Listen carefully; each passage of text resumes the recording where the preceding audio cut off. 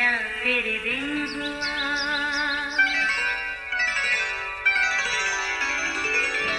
नया फिर दिन हुआ, पुरानी रात का करे सौ शुक्र हम खुदा की जात का, खुदा की जात का नया फिर दिन हुआ।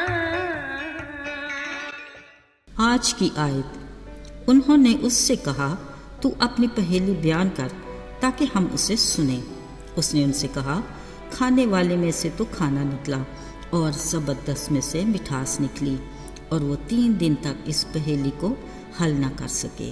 क़ज़ात 14 बाब 14वीं आयत। अजीज़ों, आजकल हम बाइबल मुक़द्दस में से समसून नामी एक ऐसे किरदार के बारे में बात कर रहे हैं जो खुदा के प्लान के मुताबिक फ़लस्तीनियों की ग़ुलामी में इसराइली कौम के लिए रिहाई की उम्मीद बना। इस बारे खुदा की रूह की तारीख से उसे आगाही मिलती रही। जब वो जवान हुआ तो आसपास का जायज़ा लेने के लिए घर से निकला। इत्तफाक से तिम्नत में उससे फ़लस्तीनियों की बेटियों में से एक औरत पसंद आई। उसने अपने वालिदैन से कहा, मेरा उससे ब्याह कर दो क्योंकि वो मुझे पसंद है। वालिदैन उससे रज़ामंद नहीं थे। उसे समझाया, तुम क्यों फ़लस्तीनियों में ब्याह करना चाहते हो? बेहतर यही है कि अपने भाइयों की बेटियों या अपनी कौम में से कोई पसंद करो। लेकिन समसून अपनी ही ज़िद पर कायम था कि मुझे उसी फ़लस्ती औरत से ब्याह करना है। अजीज़ों, असल में फ़लस्ती औरत से ब्याह खुदावंद की तरफ से था, जिसके ताने बाने उसकी पैदाइश के मकसद से जुड़े थे। इस औरत से ब्याह फ़लस्तीनियों के खिलाफ बहाना ढूंढना था, लेकिन वालिदैन इससे लाइल्म थे। एक दिन समसून अपने वालिदैन के हमरा तिम्नत उस औरत के हाथ जा रहा था।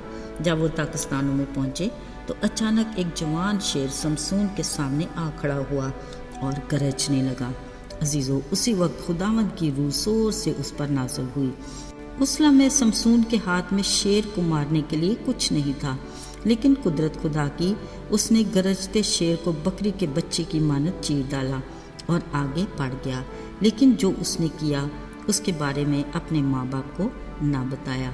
काफ़ी दिनों के बाद जब दोबारा तिम्नत गया, सोचा शेर की लाश को देखता चलूँ। वहाँ अजीब मंजर देखने में आया कि शेर के पिंजर में शहद की मक्खियों का हजूम और शहद है। उसने वो शहद हाथ में लिया, खुद भी खाता हुआ माँ बाप के पास आकर उनको भी दिया। अजीज़ों, क्योंकि इन्हीं दिनों समसून के ब्याह के सिलसिले चल रहे थे, समसून अपने बाप के हमरा उस औरत के यहाँ गया। वहाँ समसून ने एक बड़ी ज़ियाफ़त की, क्योंकि दस्तूर के मुताबिक जवान ऐसे ही करते थे। फ़लस्तीनियों ने समसून को ऐसा करते देखकर उसके लिए 30 रफ़ीकों को साथ रखने के लिए उसके पास ले आए। गालिबन उनको कुछ देने दिलाने का दस्तूर भी था। समसून को जब इसके बारे में आगाही हुई, उसने कहा, ठीक है, मैं 30 कतानी कुर्ते और 30 जोड़े कपड़े तुमको दूंगा, मगर तुम्हें ज़ियाफ़त के इन 7 दिनों में मेरी एक पहेली पूछ कर मतलब बताना है।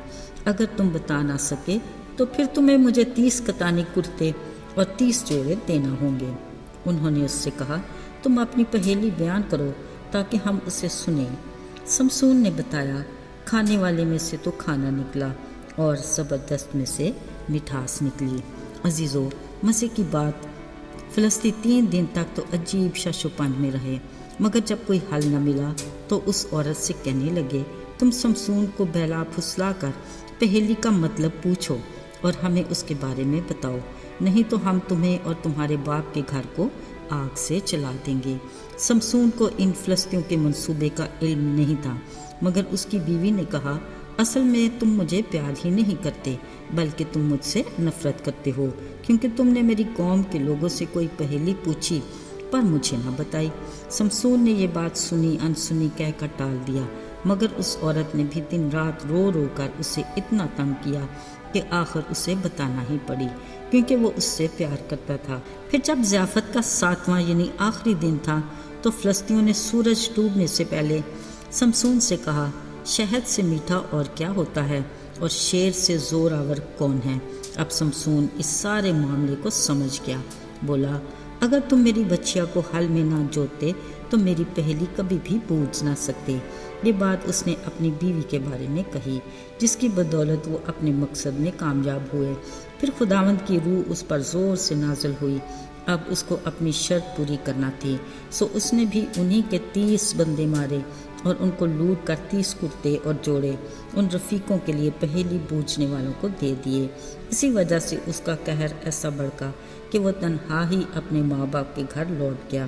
اس کی اس حرکت سے فلسطینیوں نے بھی اس کی بیوی کو اسی کے ایک دوست کو دے دی۔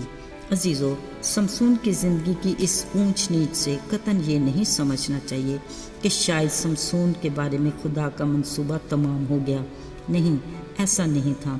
یاد رہے، خدا کے ارادے ہمیشہ قائم ہیں اور وہ کبھی ناکام نہیں ہوتا۔ وہ بھلا ہے اور برائی میں سے بھلائی پیدا کرنے کی قدرت رکھتا ہے۔ وہ خاموشی سے اپنا کام کرتا، پھر بھرپور جلوے سے نمودار ہوتا ہے۔ اس لیے اس نے کہا، مجھ سے مانگو اور پھر خاموش رہو، دیکھو کہ میں تمہارے لیے کیسے بڑے بڑے کام کرتا ہوں۔ عزیزو، خدا کا کلام ہر دور اور ہر زمانے میں اپنا اثر دکھاتا ہے۔ وہ لا تبدیل ہے، اور کبھی ہم غم پریشانیوں کے اندھیرے میں بھی پڑ جائیں جن کا ہماری زندگی میں آنا انہونی نہیں، پھر بھی ہمیں گھبرانا نہیں۔ اس ایمان پر قائم رہیں کہ وہ ہمارے لیے اندھیروں میں امید کی کرن نمودار کرنے کی قدرت رکھتا ہے۔ آئیے دعا کریں۔ آسمانوں اور زمینوں کے خالق اور مالک، ہم تجھے مبارک کہتے ہیں۔ تو ہی عزت اور تعظیم کے لائق ہے۔ تو نے ہمیں گناہ کی غلامی سے آزاد کیا اور ہمیں نجات کی راہ کا مسافر بنایا۔ اے خدا، اپنے کلام کی روشنی میں ہمیں اس پر کامیابی سے چلنے کا فضل دے تاکہ ہم اپنی درست منزل تک پہنچ سکیں۔ یسوع کے پاک اور مبارک نام میں مانگتے ہیں، آمین۔